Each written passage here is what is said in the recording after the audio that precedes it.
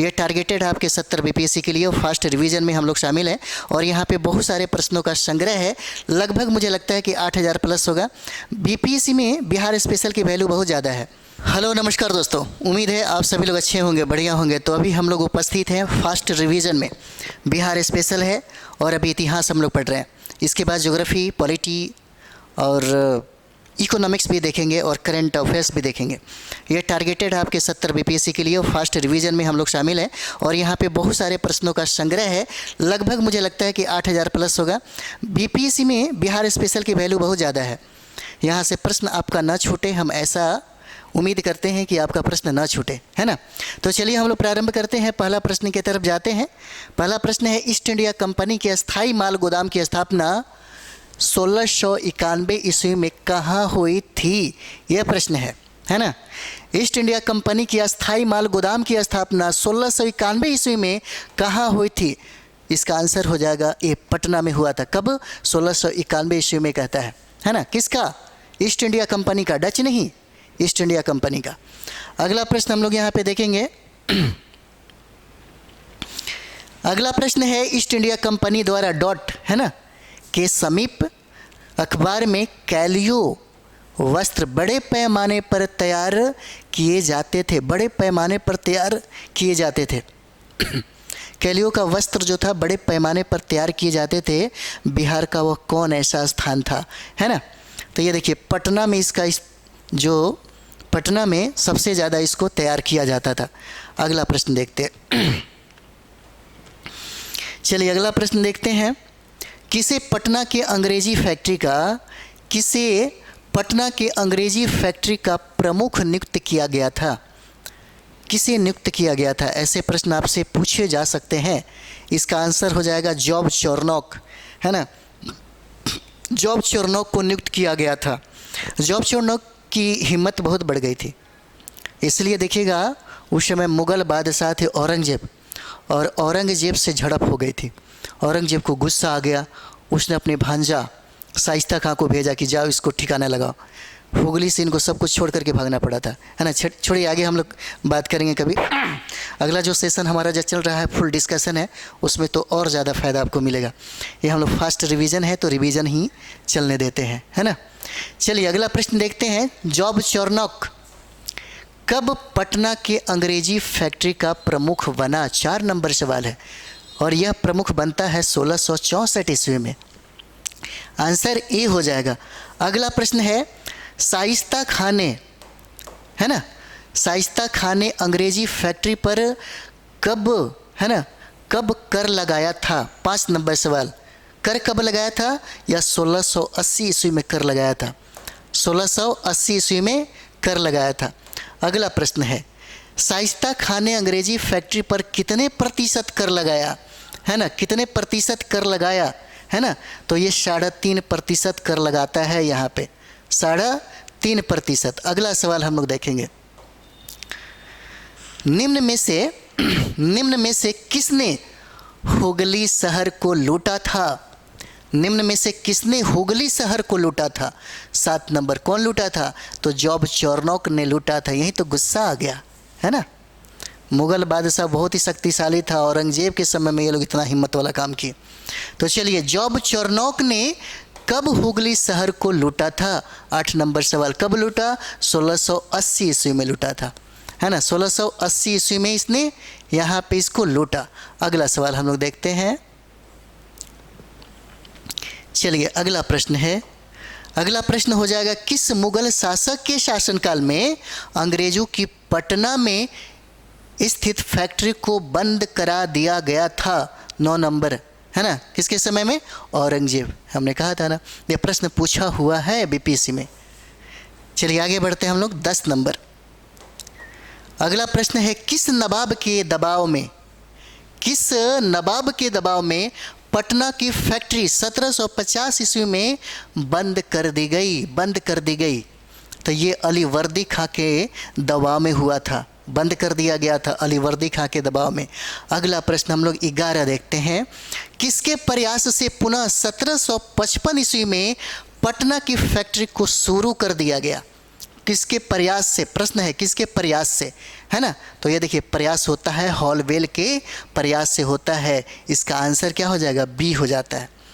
चलिए आगे हम लोग देखेंगे। अगला प्रश्न है इलाहाबाद की संधि कब हुई थी, प्रश्न पूछा गया है बीपीएससी में, है ना। इलाहाबाद की संधि कब होता है, तो इलाहाबाद की संधि जो है 1765 में होता है ना। कब, 1764 में तो बक्सर का युद्ध होता है ना। इलाहाबाद की संधि लॉर्ड क्लाइव एवं किस मुगल शासक के बीच हुई, ठीक है। अगला सवाल क्या हो जाएगा, 13 नंबर, तो क्या हो, शाह आलम द्वितीय हो जाते हैं, इसका आंसर क्या हो जाएगा, बी हो जाएगा, है ना। चलिए आगे हम लोग देखते हैं। अगला प्रश्न है अंग्रेजी शासन की स्थापना से भी बहुत सारे प्रश्न पूछे जाएंगे। चलिए अगला प्रश्न देखते हैं। अगला प्रश्न है निम्न में से किसने बिहार का दौरा कर व्यापारिक गतिविधियों का विस्तृत वर्णन किया, है ना। विस्तृत वर्णन किसने किया, तो देखिए विस्तृत वर्णन व्यापारिक गतिविधियों का एडवर्ड टेरी ने भी किया, पीटर मुंडी ने भी किया और ट्रेवर्नर ने भी किया। इसका मतलब क्या है, आंसर इसका डी हो जाएगा, है ना। इसका आंसर क्या हो जाता है, डी हो जाता है। चलिए आगे हम लोग बढ़ते हैं। अगला प्रश्न देखिए, मनिहारी युद्ध कब हुआ था, मनिहारी युद्ध जो है कब हुआ था, मनिहारी युद्ध, तो ये 1756 ईस्वी में होता है मनिहारी युद्ध, इसका आंसर सी हो जाएगा। मनिहारी युद्ध में सिराजुद्दौला ने किसे पराजित किया था, किसे पराजित किया था, तो ये पराजित किया शौकत जंग को पराजित किया था, आंसर इसका डी हो जाएगा। इसने शौकत जंग को क्या किया, पराजित किया। चलिए आगे हम लोग देखते हैं। अगला प्रश्न हो जाएगा 4 नंबर, है ना। अगला प्रश्न देखते हैं। अंग्रेजी ईस्ट इंडिया कंपनी के अधिकारियों ने किस किले की किलेबंदी प्रारंभ की, है ना। 4 नंबर सवाल है।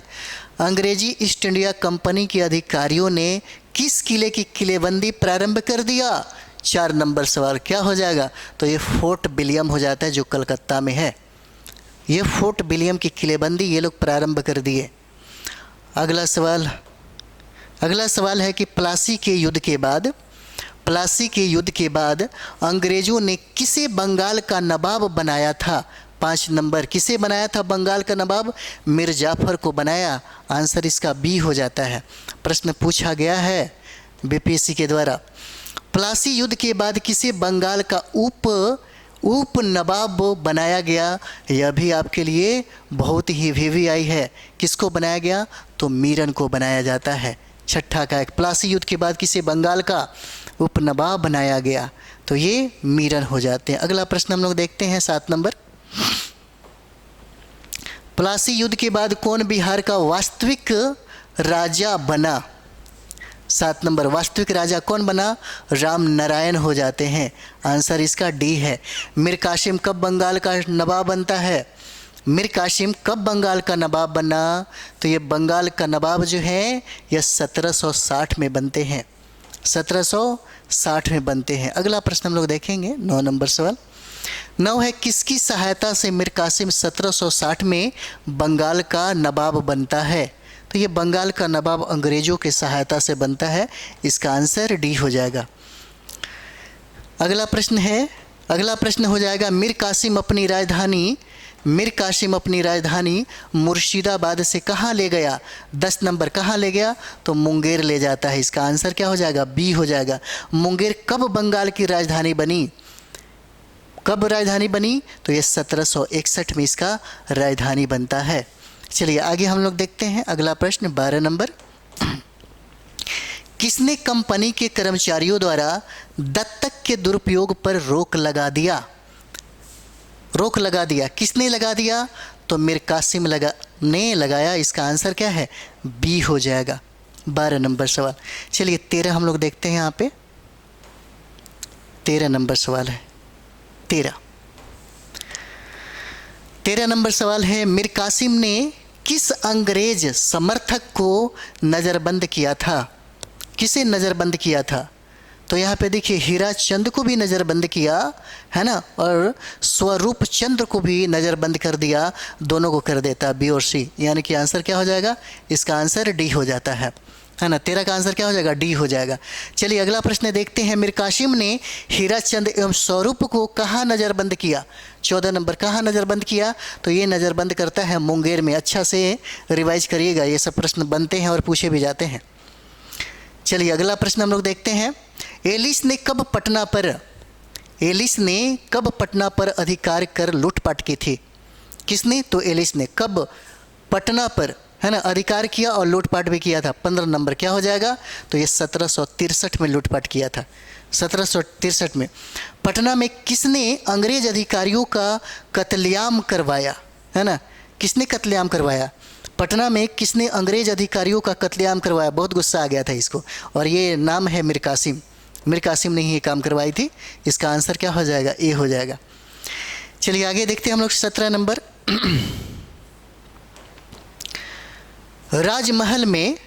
राजमहल के उद्वानाल का युद्ध, है ना, कब हुआ था? ये 17 नंबर सवाल है, कब हुआ था? तो देखिए ये जो उद्वानाल का जो युद्ध है 1763 ईस्वी में होता है ना, 1763 में यह युद्ध होता है। 18 नंबर, राजमहल के उद्वानाल युद्ध में अंग्रेजों ने किसे पराजित किया? है ना, किसे पराजित किया? तो मीर कासिम को पराजित कर देता है। आंसर क्या है? डी हो जाएगा। कहा कि पराजय ने, है ना, प्रश्न पूछा हुआ ये, कहा कि पराजय ने मीर कासिम के भाग्य का सूर्यास्त कर दिया और वहीं बिहार पर अंग्रेजों का पूर्ण रूप से अधिकार हो गया। 19 नंबर क्या हो जाता है? तो बक्सर का युद्ध जो 1764 में होता है। इसका आंसर ए हो जाएगा। अगला प्रश्न हो जाएगा, किसके साथ मिलकर, है ना, किसके साथ मिलकर मीर कासिम अंग्रेज के खिलाफ युद्ध की तैयारी करने लगा? तो ये हो जाएगा आपका शाह आलम द्वितीय और शुजाउद्दौला के साथ मिलकर के ये क्या किया? युद्ध की तैयारी करना शुरू कर दिया। अगला प्रश्न है और इसका लास्ट प्रश्न हो जाता है, हम लोग फिर बाद में इसको अगले करेंगे। शुजाउद्दौला कहाँ का शासक था? 21 नंबर सवाल, कहाँ का शासक था?